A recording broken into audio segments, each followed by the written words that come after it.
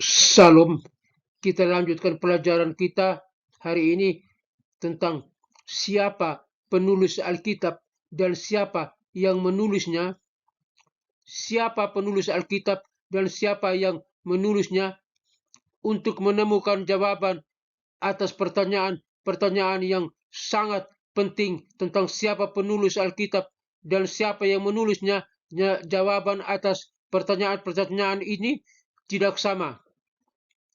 Kita akan mulai dari 2 Timotius 3 ayat 16, di mana kita membaca 2 Timotius 3 ayat 16.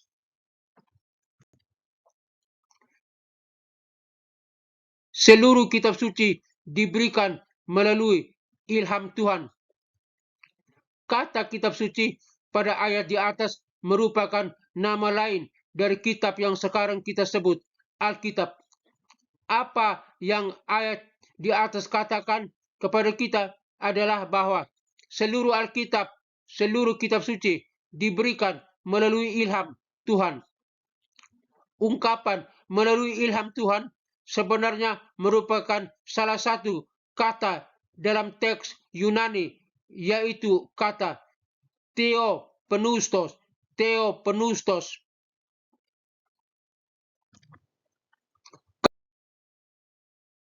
Kata ini tersusun dari kata theos yang berarti Tuhan dan kata pneustos yang berarti dihembuskan.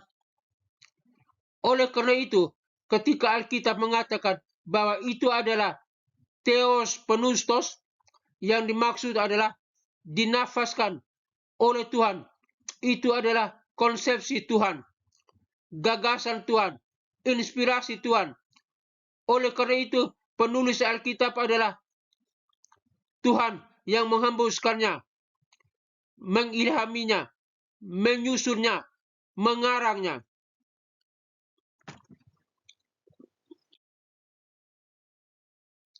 Tentu saja ada yang bertanya, bagaimana mungkin Tuhan adalah penulis Alkitab, padahal apa yang saya baca ditulis oleh Paulus, Yohanes, dan sebagainya.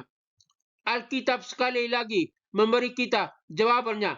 Jadi 2 Petrus 1 ayat 20 sampai 21 memberitahu kita di dalam 2 Petrus 1 ayat 20 sampai 21 dikatakan, mengetahui hal ini terlebih dahulu bahwa tidak ada nubuatan dalam kitab suci yang dapat ditafsirkan secara pribadi, karena nubuatan tidak pernah datang atau atas kehendak manusia, tetapi orang-orang kudus Allah berbicara karena mereka digerakkan oleh Roh Kudus.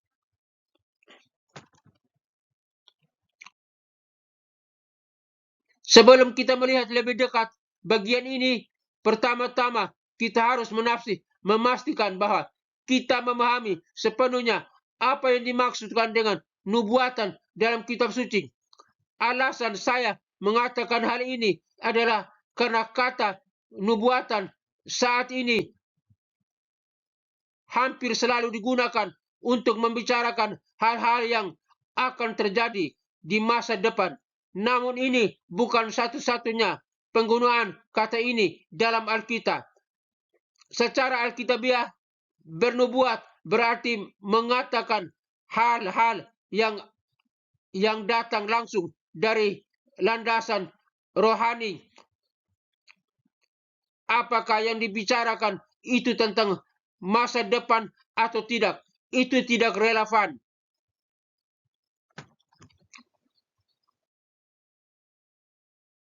Setelah memperjelas apa yang dimaksudkan dengan nubuatan, kita dapat dengan mudah memahami apa yang dimaksudkan dengan nubuatan dalam kitab suci. Yang dimaksudkan dengan nubuatan dalam kitab suci adalah Allah secara keseluruhan sebagai gabungan. Alkitab secara keseluruhan sebagai gabungan dari nubuatan-nubuatan terpisah yang menyusunnya. Jadi apa yang dikatakan dalam 2 Petrus kepada kita adalah bahwa tidak ada bagian dari Alkitab, tidak ada nubuatan dalam kitab suci yang muncul karena kehendak manusia. Artinya, bukan Paulus misalnya suatu hari memutuskan untuk duduk dan menulis surat kepada Efesus.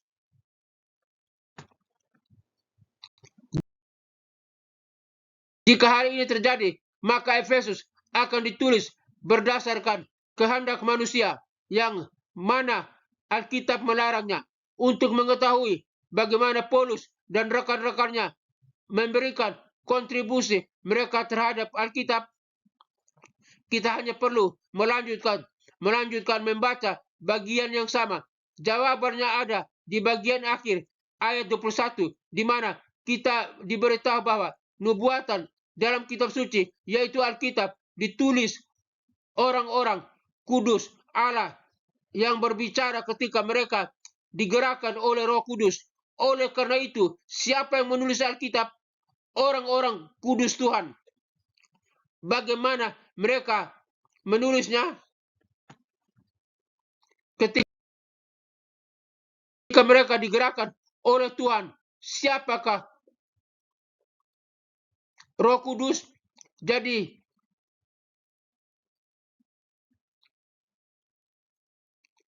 ya Paulus, Yohanes yang dan yang lainnya adalah penulis Alkitab.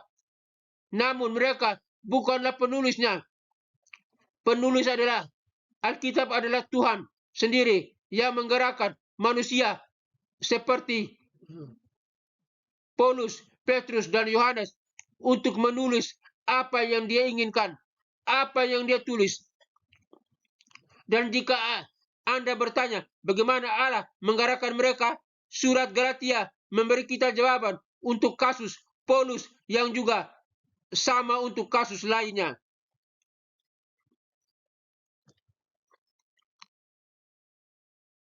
Galatia 1 ayat 11 sampai ayat 12 mengatakan, aku ingin kamu tahu, saudara-saudara, bahwa Injil yang aku beritakan bukanlah sesuatu yang dibuat-buat oleh manusia. Aku tidak menerimanya dari siapapun, dan aku juga tidak mengajarkannya, melainkan aku menerimanya melalui wahyu. Cara Tuhan menggerakkan orang-orang itu bukanlah melalui kepemilikan, karena Tuhan tidak pernah memiliki siapapun. 1 Korintus 14 ayat 32 sampai 33. Sebaliknya, hal itu dilakukan melalui wahyu.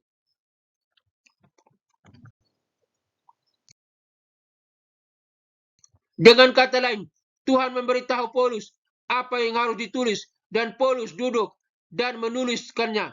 Siapa yang menuliskan surat Galatia? Paulus. Gagasan, tanda tangan, dan kepengarangan siapakah yang disandang Galatia? Milik Tuhan. Jadi siapa penulisnya? Tuhan adalah penulisnya. Apa saja kontribusi orang-orang seperti Paulus dan orang lain terhadap Alkitab, mereka lah para penulis yang menuliskan apa yang dikatakan oleh sang penulis agung, yaitu Tuhan sendiri, kepada mereka. Itu sebabnya Alkitab meskipun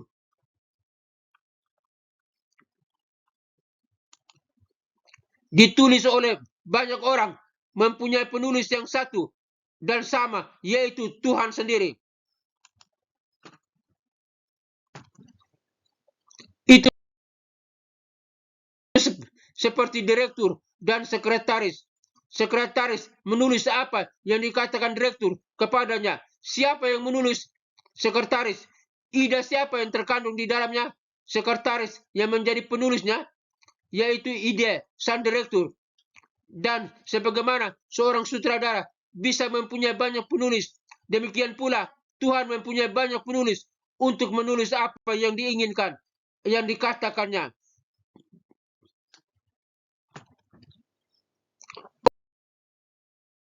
Oleh karena itu, kesimpulannya, seluruh Alkitab atau kitab suci diilham oleh Tuhan. Tuhan sebagai penulisnya dan ditulis oleh manusia karena mereka digerakkan oleh Tuhan, oleh Roh Kudus, yaitu melalui wahyu. Salam dan doa, John Virgil. Mari kita mempelajari bersama-sama, berdiskusi sama-sama Tuhan Yesus memberkati kita sekalian. Haleluya.